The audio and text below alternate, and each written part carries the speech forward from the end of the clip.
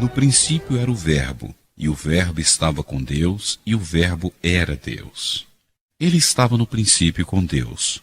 Todas as coisas foram criadas por ele, e sem ele nada do que foi feito se fez. A vida estava nele, e a vida era a luz dos homens. Veio para o que era seu, e os seus não o receberam. E o Verbo se fez carne e habitou entre nós, cheio de graça e de verdade. E vimos a sua glória, glória como do unigênito do Pai. Ele veio para abrir os olhos aos cegos, para libertar da prisão os cativos e para livrar do calabouço os que habitam na escuridão. Mas essa libertação tinha um preço que ele pagaria, sofrendo e morrendo por eles. Seu corpo seria dolorosamente ferido e seu sangue derramado, selando a reconciliação de Deus com o seu povo e reunindo em um corpo aqueles que ele veio libertar. Em sua última refeição na companhia de seus discípulos, ele deu um novo significado à comemoração da Páscoa dos hebreus. Pão partido e repartido, e vinho distribuído e compartilhado, eram a representação visível de seu corpo e sangue oferecidos em favor de seus amados, libertando-os de suas prisões individuais e unindo-os em um só corpo, que apesar das diferenças entre seus membros, jamais será dividido.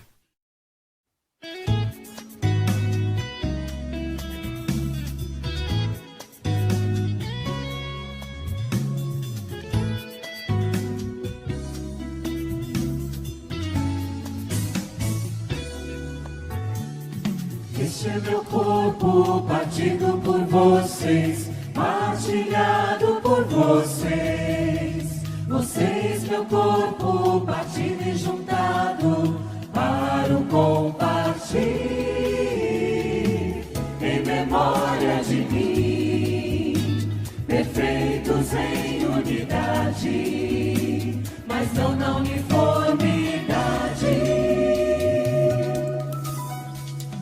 Este é meu sangue que é dado por vocês, vinho da nova aliança, vermelho que faz ver melhor a verdade, para o compartir,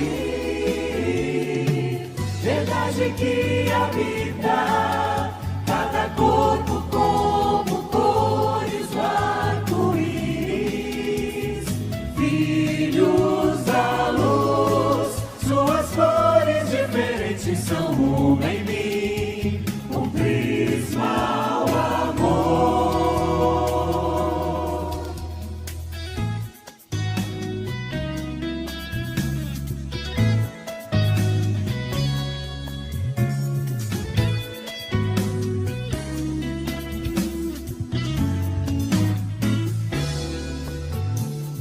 Este é meu corpo partido por vocês, partilhado por vocês.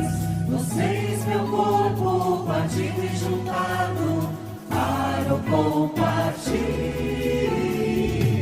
em memória de mim, perfeitos em unidade, mas não na uniformidade. Este é meu sangue que é dado por vocês, vinho da nova aliança, vermelho que faz ver melhor a verdade, para o compartir, verdade que habita cada corpo como cores do arco-íris, filhos da luz, suas cores diferentes são uma em mim,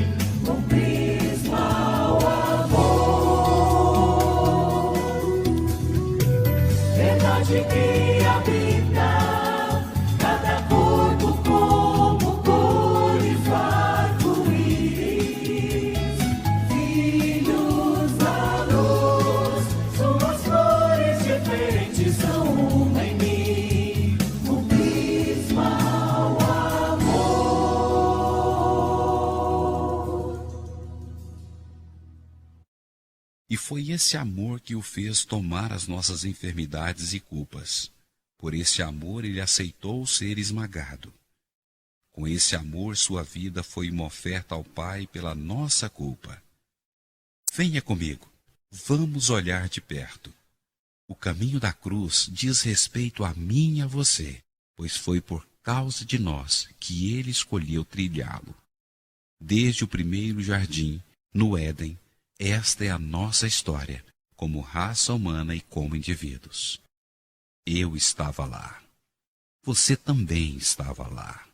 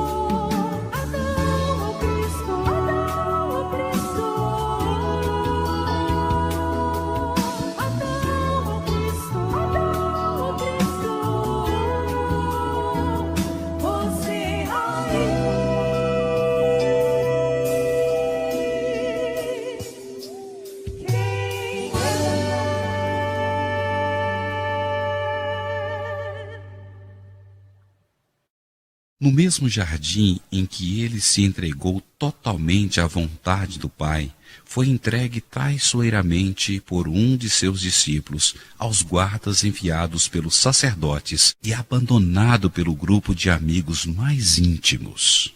Os líderes religiosos promoveram um julgamento forjado e executado de forma ilegal e perversa, entregando-o finalmente ao poder público.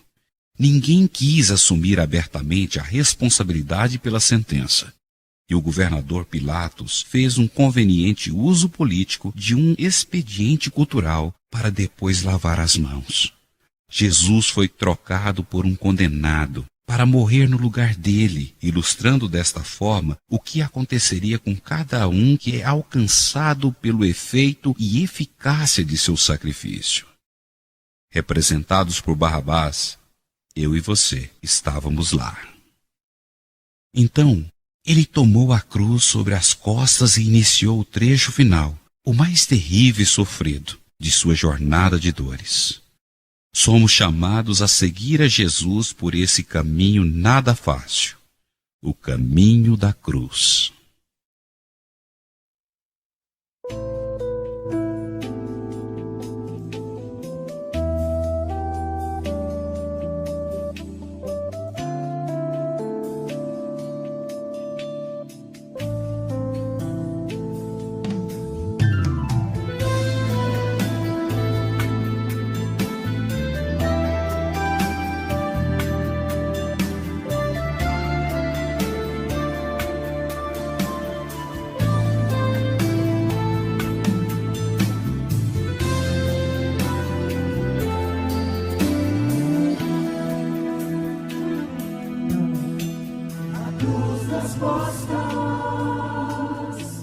as costas nuas, a carne viva da verdade, as farpas chibatadas, a raiva, a vaia viu pra vida, o rosto fosco, o olho roxo, o sangue pesado e ele humilhado.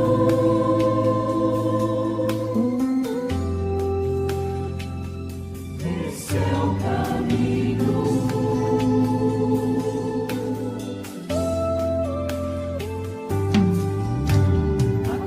Nas costas, as costas nuas, a carne viva da verdade, as farpas chibatadas, a raiva, a vaia viu pra vida, o rosto fosco,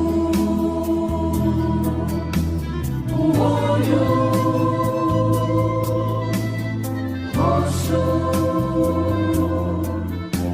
o sangue pesado e ele humilhado.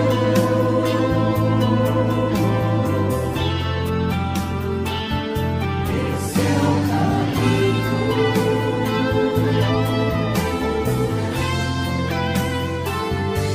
Esse é o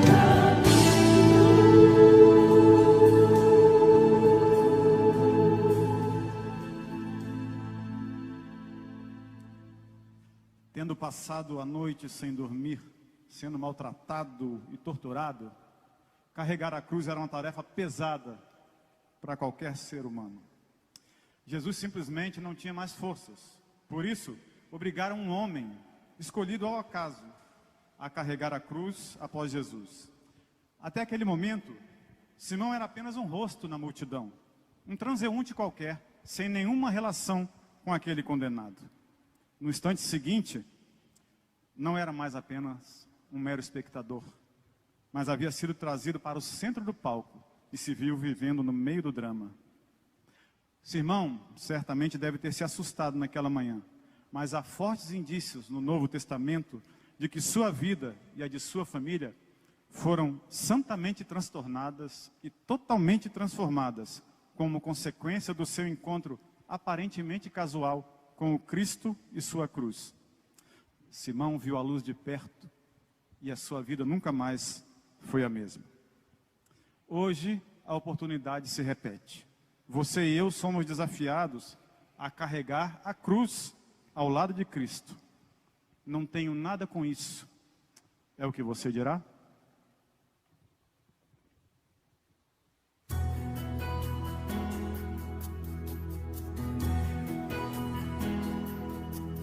Não sei não, se eu fosse Simão, em plena luz do dia, será que a levaria? Não sei não, se eu fosse Simão, em plena luz do dia, será que a levaria?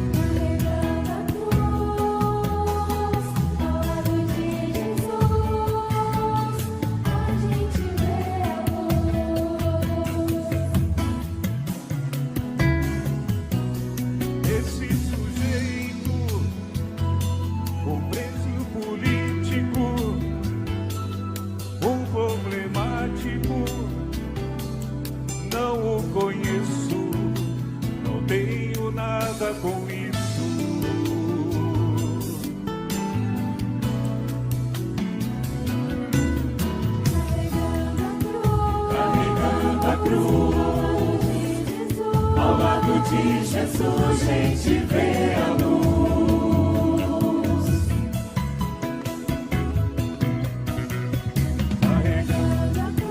Carregando a cruz.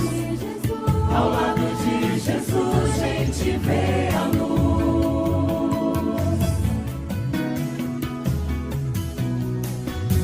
O homem em silêncio diz que tudo isso tem a ver comigo. Tem a ver comigo. O seu sofredor é o Messias prometido.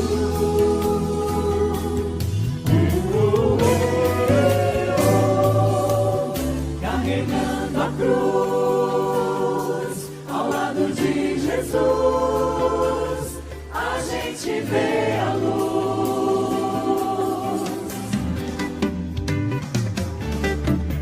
Carregando a cruz, ao lado de Jesus, a gente vê a luz.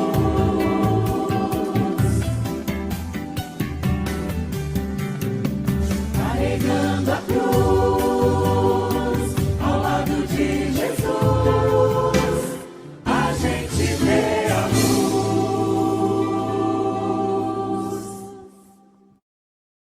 Simão não foi o único a interagir pessoalmente com o sofrimento de Jesus.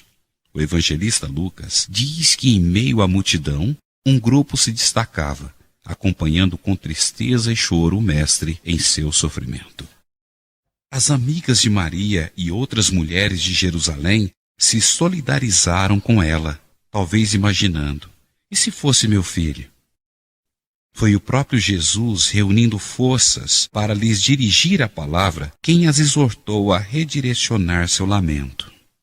Não era uma repreensão por sua simpatia e solidariedade, mas um redirecionamento do olhar daquelas senhoras para o que viria a ser o verdadeiro motivo de lamentação: as consequências que a nação de Israel enfrentaria por ter rejeitado o seu rei, o Messias prometido, o Filho de Deus. Você também o rejeitará? Não chorem por mim, mulheres de Jerusalém. Chorem por seus filhos, netos. Chorem pela desolação que vai vir. Chorem pela dispersão. Chorem pela Inquisição, pelos campos de concentração, pelos inimigos que surgirão perseguindo Israel.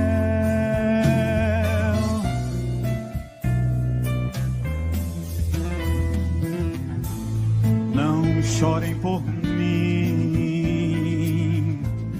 mulheres de Jerusalém. Chorem por seus filhos, netos. Chorem pela desolação que vai vir. Chorem pela dispersão.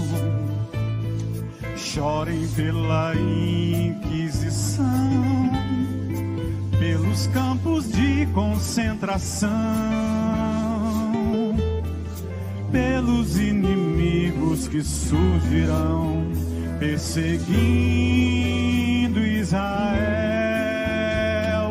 Chorem todo dia pelo morticínio, pelo antissemitismo, o sionismo, até que eu venha e faça paz, e faça paz.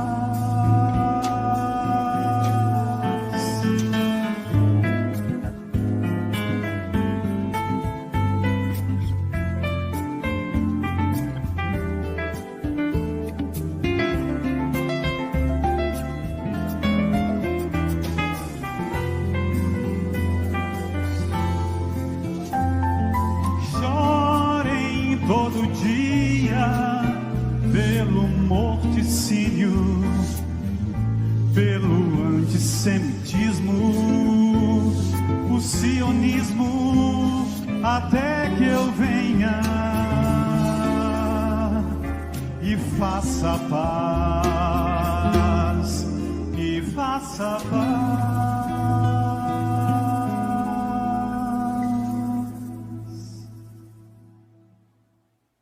Essa paz só é possível através do caminho da cruz.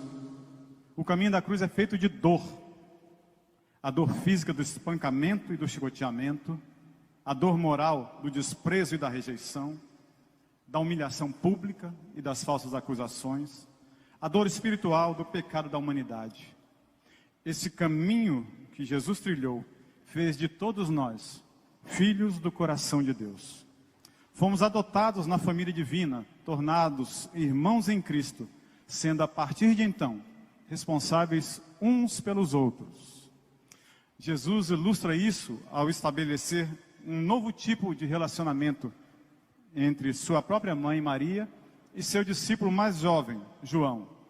Em Cristo, a fraternidade supre o amor que transcende os laços de sangue.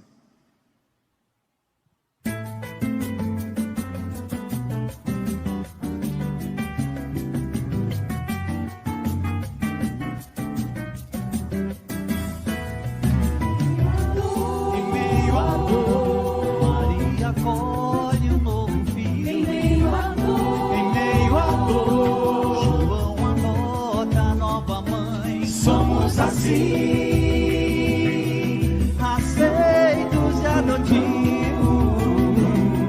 na nova família.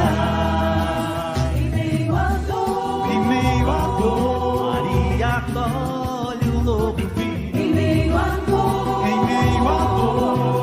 João adota a nova mãe. Somos assim, aceitos e adotivos nova família. Amados como discípulos, amados como filhos passados. Amados como discípulos, amados como filhos passados.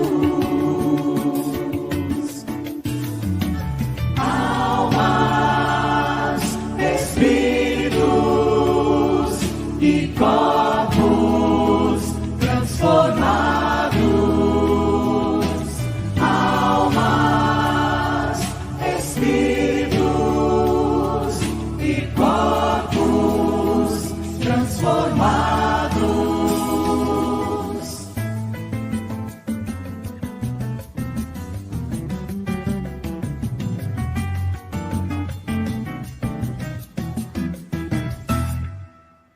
Esse caminho que Jesus trilhou o levou finalmente à cruz, onde ele provou o castigo pelo pecado de todos aqueles que ele veio salvar. Ao experimentar temporariamente o desamparo de seu Pai, ele consumou a obra que nos reconcilia eternamente com Deus, agora também nosso Pai.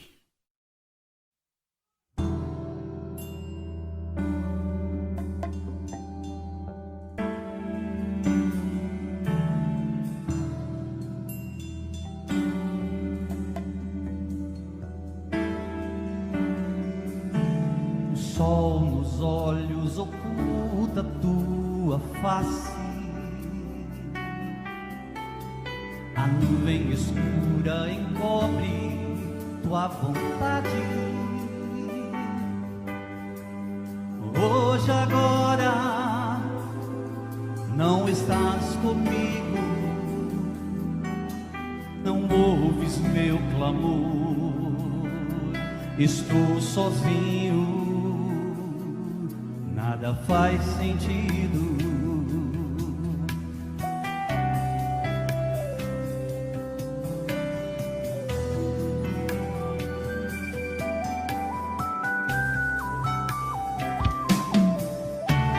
A palavra única sutil, cobrindo o real. Soldados brincam com lance de dados, e na cruz o real grita.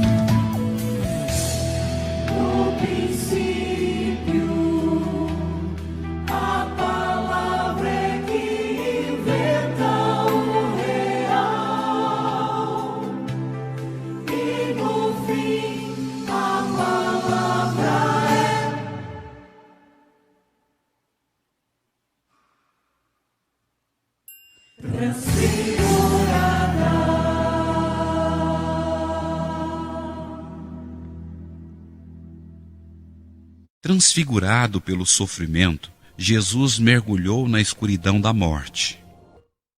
Aquela sexta-feira terminou sombria, com os seguidores de Jesus observando de longe seu corpo inerte sendo retirado da cruz e sepultado antes do pôr do sol. O sábado foi silencioso, triste e choroso.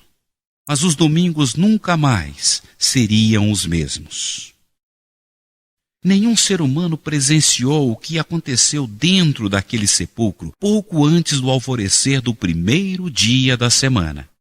Porém, os guardas da escolta fornecida por Pilatos para vigiar o túmulo poderiam relatar o que os deixou quase mortos de pavor. Um ser angelical descera do céu e provocara um enorme tremor de terra ao remover a pedra que selava a entrada da tumba. Não é difícil imaginar a expressão feliz e triunfante que exibia no rosto ao se posicionar assentado sobre aquele pedaço de rocha. Seu Senhor vencera a morte, garantindo também a vida eterna a todos por quem ele morreu. A luz eterna venceu as trevas para sempre. Esta é a razão pela qual somos também chamados por ele mesmo de luz do mundo. Somos libertos das trevas e da morte para proclamarmos sua glória. Pequenas luzes que, unidas, iluminam o mundo escurecido pela alienação em relação a Deus.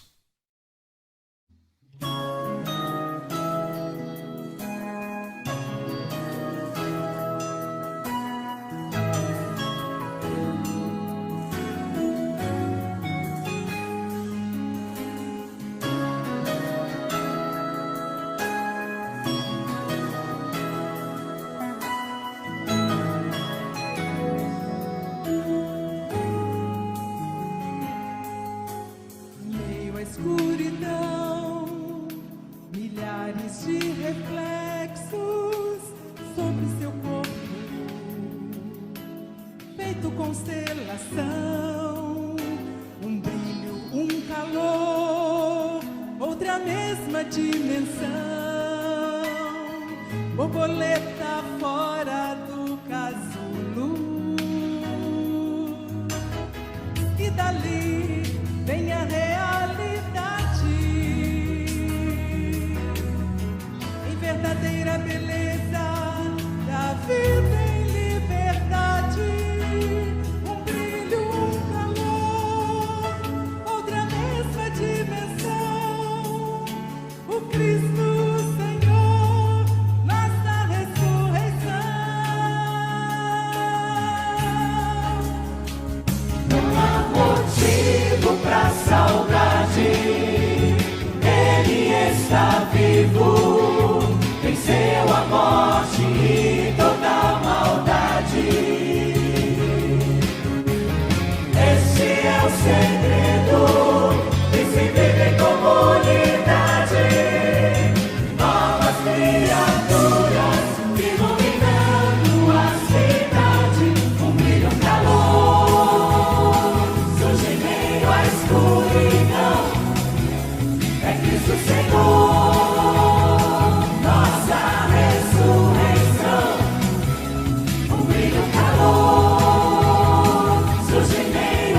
escuridão. É Cristo Senhor, nossa ressurreição. Um brilho, calor, surge em meio à escuridão. É Cristo Senhor, nossa ressurreição. Um brilho, calor, surge em meio à escuridão. É Cristo Senhor, nossa ressurreição. Um brilho, calor.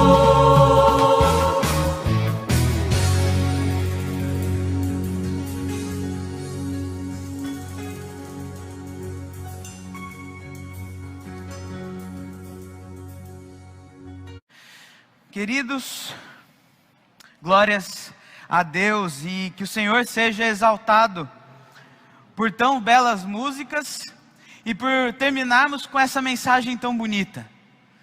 A luz, e que agora nós somos luzeiros a iluminar este mundo.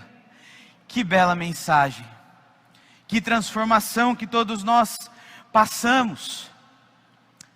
Eu gostaria de continuar nessa noite e trazer uma breve reflexão aos nossos corações com a palavra do Senhor. Hebreus capítulo de número 10, versículo 1 e depois o versículo 12 a 14. Hebreus 10, versículo 1 e depois leremos do 12 até o 14. E eu farei a leitura na NVT, a nova versão transformadora, que diz assim: a lei constitui apenas uma sombra, um vislumbre das coisas boas por vir, mas não as coisas boas em si mesmas. Os sacrifícios são repetidos todos os anos, mas nunca puderam purificar inteiramente aqueles que vêm adorar. Versículo de número 12 agora. Nosso sumo sacerdote, Jesus, porém, ofereceu a si mesmo como único sacrifício pelos pecados, válido para sempre. Então, sentou-se no lugar de honra, à direita de Deus, e ali aguarda até que todos os seus inimigos sejam humilhados e postos debaixo de seus pés. Porque mediante essa única oferta, Ele tornou perfeitos para sempre os que estão sendo santificados. Vamos orar? Pai, eu peço em nome de Jesus, que Tu nos abençoes neste momento. E ó Deus, como o Senhor vem falando conosco nessa noite, agora através da Tua palavra, confronta-nos, transforma-nos. Nós Te pedimos em Cristo Jesus e pela ação do Espírito Santo que habita em nós. Essa é a nossa oração. Amém. Por que tantos sacrifícios? Por que tantos sacrifícios ocorrem no Antigo Testamento? Essa é uma pergunta que há poucos dias uma pessoa me fez. Ser pastor tem esse privilégio. O privilégio de nós respondermos perguntas diversas durante a semana. E eu parei um pouco quando isso chegou a mim e eu fiquei pensando: por que será que essa pessoa me perguntou isso? Por que existem tantos sacrifícios no Antigo Testamento? De fato, responder essa pergunta é algo, é uma coisa, é um momento. Mas existe um momento anterior, um momento que eu nunca havia parado para pensar. Eu nunca, quando lendo o Antigo Testamento, e principalmente todo começo de ano nós passamos lá pelo Pentateuco, Gênesis, Êxodo, Levítico, Números, Deuteronômio, nós chegamos ao final desses livros e nós vemos tantos sacrifícios, mas eu nunca fiz exatamente essa pergunta: por que existem tantos sacrifícios no Antigo Testamento? Essa pergunta me inculcou, não porque eu não soubesse a resposta, mas o que levou a pessoa notar isso? Ou como eu nunca havia lido o Antigo Testamento e me perguntado isso.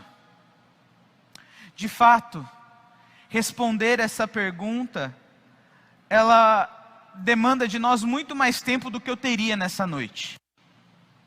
Mas eu quero deixar de modo breve e claro para os irmãos que existem tantos sacrifícios no Antigo Testamento, porque Jesus se ofereceu de uma vez por todas em nosso lugar. Essa é uma pergunta que eu e você podemos ter a certeza da resposta. Jesus se ofereceu de uma vez por todas em nosso lugar. A carta aos Hebreus é uma carta que mostra exatamente o que Jesus fez, como Ele fez e de modo perfeito Ele fez. E de fato, se nós olharmos para os mandamentos, tão somente por eles e com os olhos humanos, nós não entenderemos todos eles. Mas o meu convite nessa noite é para que você olhe através da perspectiva do Senhor. E olhando através da perspectiva do Senhor, você entenda que Jesus fez o que Ele fez e o que foi cantado aqui nessa noite, no meu lugar e no seu lugar, mas antes disso, porque Deus planejou que assim Ele fizesse. Jesus se ofereceu de uma vez por todas, porque sem derramamento de sangue não há perdão de pecados. Sem derramamento de sangue não há como eu, não há como você explicar ou melhorar ou aperfeiçoar a nossa vida. É interessante que quando nós vamos ler na Revista Atualizada, diz que Cristo fez todas essas coisas para aperfeiçoar. E aqui na NVT, na Nova Versão Transformadora, nós lemos que Ele fez isso para que nós nos tornássemos puros, para que Ele nos purificasse. Ou seja, Jesus se entregou de uma vez por todas no madeiro e foi considerado maldito em nosso lugar para que houvesse perdão. Cristo derramou o seu sangue inocente para que todos os pecados fossem perdoados. A lei de Deus é perfeita. A lei de Deus é real. E ela não poderia passar desapercebida, e nós não poderíamos passar por ela desapercebidos. Deus precisava cumprir a sua lei. Deus precisava se satisfazer. E a forma que Ele se satisfez foi em Cristo Jesus. Então, de maneira prática, para a minha vida e para a sua vida, Jesus Cristo é o perfeito mediador entre nós e Deus. Ele se colocou em nosso lugar e ofereceu perdão em nosso lugar. Então, a busca por mediadores, os anseios que nós temos no nosso coração e que nós procuramos saciar de alguma forma, só serão saciados se Jesus Cristo for esse mediador. Se Jesus Cristo for a ponte, se Jesus Cristo for o reconciliador, se Jesus Cristo for aquilo que nós cantamos aqui na última música, se Jesus Cristo for a luz a iluminar o meu e o seu coração. Não há anseio que não encontre solução em Cristo. Todos os anseios da nossa vida se resumem apenas à pessoa de Jesus. E é por isso então que na Páscoa, nesse momento onde nós comemoramos que Ele vive, nós podemos ter a plena certeza que Cristo cumpriu o seu papel de mediador e nos deu perdão. E foi esse amor que o fez tomar as nossas enfermidades e nos culpas. tornou aceitos. Por esse amor Ele aceitou ser esmagado. Com esse amor, sua vida Jesus se foi uma ofereceu oferta ao de uma Pai vez por pela todas. nossa culpa. Primeiro, porque sem derramamento comigo. de sangue não há Vamos perdão. olhar de Mas em perto. segundo, porque O a caminho nossa da cruz vida diz carece respeito a da mim e graça. você, pois foi por A causa minha de vida, nós a sua que vida Ele escolheu carece criá-lo. da graça. Desde o primeiro Como jardim, diz o texto, no Éden. a lei Esta constitui é a nossa apenas história, uma como sombra, raça humana um e como vislumbre das indivíduos. coisas boas Eu do estava porvir, Você também mas elas estava não lá. são as coisas boas em si mesmas. Algo que eu e você não podemos esquecer. A lei de Deus não paga aquilo que eu e você fizemos de errado. A lei em si mesma não oferece vida. Sempre, desde o Antigo Testamento e agora na carta aos Hebreus, nós podemos ter a certeza disso. Os sacrifícios, as leis, os mandamentos do Antigo Testamento eram tipos, alegorias, apontamentos para Jesus Cristo.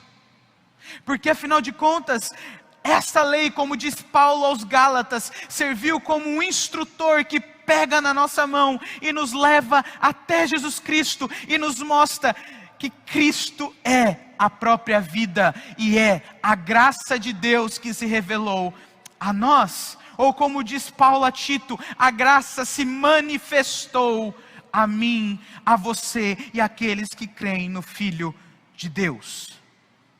E isso aconteceu porque eu e você não tínhamos como pagar. Eu me lembro de uma aula no seminário, quando o professor me disse o seguinte: é muito bonito, quando nas nossas orações, nós agradecemos a Deus porque Ele tomou o nosso lugar. De fato, é isso que aconteceu. Mas é importante nós lembrarmos que Ele tomou o nosso lugar, porque nós não poderíamos pagar. O Antigo Testamento nos dá leis maravilhosas, mandamentos bonitos, até mesmo porque nós vamos ver os profetas dizendo que as leis dão vida, mas elas dão vida porque sempre, quando elas eram cumpridas, nós deveríamos olhar para frente. Ou o povo do Antigo Testamento precisava ter fé no Messias que viria. Meu querido, minha querida, confiança em si mesmo não salva. Acreditar na força do seu próprio braço não te salva. Merecimento e autovalorização não te salva. Você dizer para você mesmo que você tem valor e que você consegue, pode até mesmo fazer com que você dê passos à frente na sua vida, mas isso não salva. Isso não te livra da ira de Deus. Isso não te livra das forças do pecado.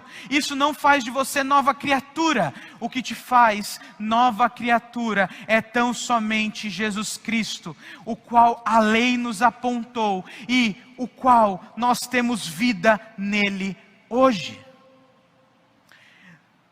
A lei não salva. Por isso, pare de viver uma vida se culpando quando você não cumpre todas as coisas. Porque deixa eu te avisar, você não vai cumprir. Você não tem como cumprir. Como eu, você também é carente de Cristo e carente da graça. Não se esqueça da graça de Cristo. Não se esqueça dessa história que nós cantamos hoje. Que desde o madeiro até a sua ressurreição, foi tudo por graça, e não foi porque nós merecíamos, e nem porque nós éramos cumpridores das leis, mas porque Ele nos amou, e em seu profundo amor, se entregou por nós, numa cruz. Jesus se ofereceu de uma vez por todas, porque sem derramamento de sangue não há perdão, porque a nossa vida carece da graça, e por último, porque Ele sempre foi o plano de Deus. Como eu disse aqui, os sacrifícios eram alegorias, imagens, sombras do que haveria de vir. Um instrumento educativo. Porque desde o princípio, desde Gênesis, desde antes de Gênesis, desde a criação, ou desde antes da criação, a verdade era uma só: Deus tinha um plano para salvar a nossa vida, e isso envolvia Jesus Cristo se tornando como um de nós, vivendo como um de nós, sofrendo todas as coisas como nós sofremos, mas em tudo sendo vencedor e vencendo também a morte, ressuscitando ao terceiro dia e assim sendo Rei e Salvador da minha vida e da sua vida. É por isso que o autor aos Hebreus diz que depois de ele ter feito todas essas coisas, ele se assentou no lugar de honra à direita de Deus, e ali aguarda até que todos os seus inimigos sejam humilhados e postos debaixo dos seus pés. Porque mediante essa única, de uma vez por todas, ele tornou perfeitos para sempre os que estão sendo santificados. Se é verdade que nós precisamos de um mediador, se é verdade que nós não poderíamos pagar, Jesus Cristo faz isso e nos chama a confiar, nos chama a saber que por mais que todas as coisas aconteçam, como diz o autor aos Hebreus, já fomos tornados perfeitos diante dele, e agora o que vivemos é apenas um aperfeiçoamento para o grande e maravilhoso dia do Senhor Jesus Cristo.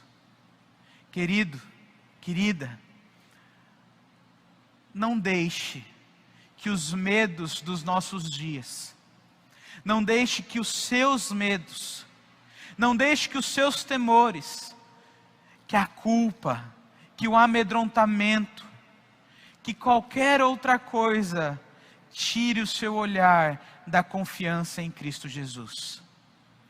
Ele é a luz, Ele é o pão da vida, Ele é o bom pastor, Ele é a porta do aprisco, Ele é a videira verdadeira, Ele é Deus, feito como um de nós, mas também Rei sobre a minha vida, sobre a sua vida. É por isso que João, no capítulo 3, versículo 16, ele diz que Deus amou tanto ao mundo, que Ele entregou o seu Filho unigênito, para que todo aquele que nele crê, não pereça, mas tenha a vida eterna.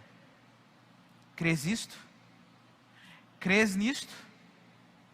Jesus se entregou de uma vez por todas. Eu e você precisamos nos lembrar sempre dessa história. Uma história que é maior do que o autor aos Hebreus. Uma história que é maior do que os sacrifícios do Antigo Testamento. Uma história que é maior que todos nós. Uma história de redenção. Uma história de aliança de graça. Uma história de favor imerecido. Uma história da humanidade sendo salva por Jesus Cristo. Uma história que começa com sacrifícios, que tem o seu clímax no maior e grande sacrifício, Jesus Cristo no madeiro, mas que vai terminar com Jesus Cristo nos céus, assentado no reino, num trono, sendo Rei sobre todas as coisas. Jesus se ofereceu de uma vez por todas, para que nós passássemos por essa transformação de vida, a qual eu nessa noite te convido a fazer. Feche seus olhos, abaixe sua cabeça, vamos orar. Pai, louvado seja o nome do Senhor, engrandecido seja, ó Deus, porque no plano da redenção, na história da aliança, na história da salvação da humanidade, na história que o Senhor escreveu, que é sobre você, o Senhor nos chamou a fazer parte dela e a sermos transformados, a sermos regenerados, a sermos reconciliados, a sermos religados, a termos agora paz contigo e família com o teu povo. Deus, permita-nos que nunca esqueçamos dessas verdades, Pai. Que nunca nos esqueçamos que Jesus se entregou de uma vez por todas. E Ele fez isso para que houvesse perdão. Ele fez isso para ser o nosso mediador. Ele fez isso porque Ele é o único digno de toda a confiança do meu coração, do coração daqueles que me escutam, de todos aqueles, ó Deus, que sofreram a queda, mas que hoje creem em Jesus Cristo ressurreto, vivo, levantado dentre os mortos, a primazia dentre os mortos, mas também Rei, e que um dia, para todos sempre, estaremos diante do seu trono, louvando e engrandecendo, porque Ele é Senhor, Ele é Salvador. Ó Deus, essa é a oração da nossa noite, Pai. E é por isso que nos alegramos, nos colocamos diante de Ti, carentes, necessitados do Teu grande e suficiente amor para a minha vida, para a vida daqueles que me escutam, para a vida daqueles que estão aqui, para a vida daqueles que creem que Jesus Cristo vive e reina. Meu querido e minha querida, que a graça do nosso Senhor e Salvador Jesus Cristo, que o amor de Deus, o nosso Pai, e que a comunhão do Santo Espírito do Senhor esteja sobre a sua vida, sobre a minha vida, sobre a nossa vida, e sobre ela permaneça para todo sempre, até o grande dia do nosso Senhor e Salvador Jesus Cristo. Amém.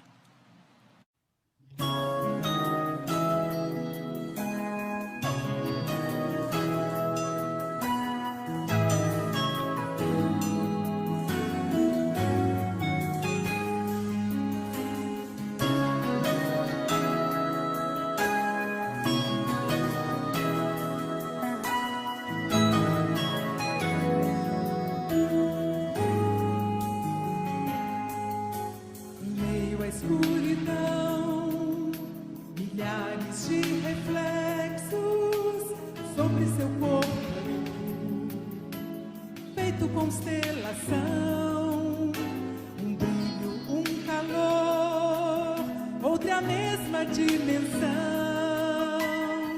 borboleta fora do casulo, e dali vem a realidade,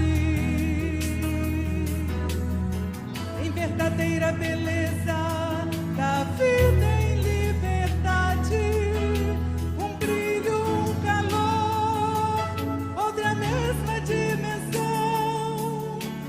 Cristo Senhor, nossa ressurreição. Não há motivo pra saudade, Ele está vivo, venceu a morte.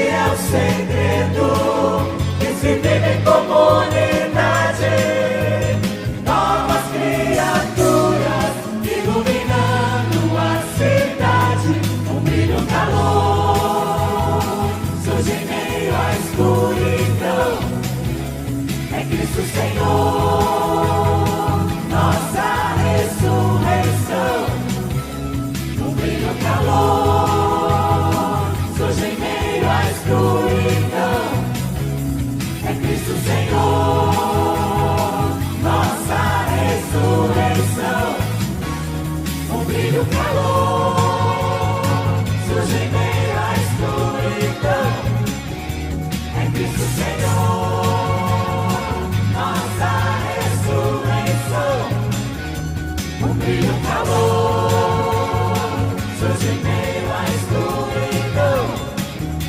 É Cristo Senhor, nossa ressurreição.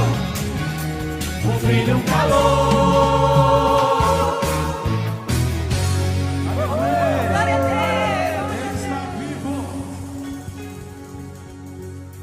Ele está vivo, aleluia.